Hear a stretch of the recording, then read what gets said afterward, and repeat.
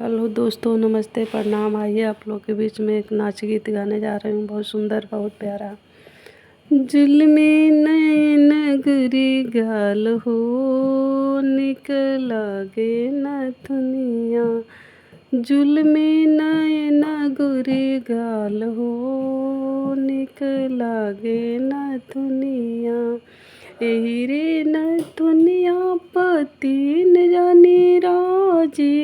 एही रे नथुनिया पतीन जानी राजी। देवर बलमन नदोई हो, निकला गे नथुनिया। देवर बलमन नदोई हो, निकला गे नथुनिया। जुल्मी नैन गुरी गाल हो, निकला गे नथुनिया। जुल्मी नैन गुरी गाल हो, निकला गे नथुनिया। एही रे नथुनिया पतीन जानी राजी। एही रे नथुनिया पतीन जानी राजी। पुलिस दरोगा कोतवाल हो, निकला गे नथुनिया।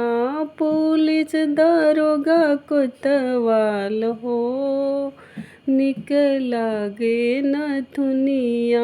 जुल्मी नैन गुरी गाल हो, निकला गे नथुनिया। जुल्मी नैन गुरी गाल हो, निकला गे नथुनिया। एही रे नथुनिया पतीन शहर राजी। एही रे नथुनिया पतीन शहर राजी। दिल्ली बम्बई गुजरात हो, निकला गे नथुनिया। दिल्ली बम्बई गुजरात हो, निकला गे नथुनिया।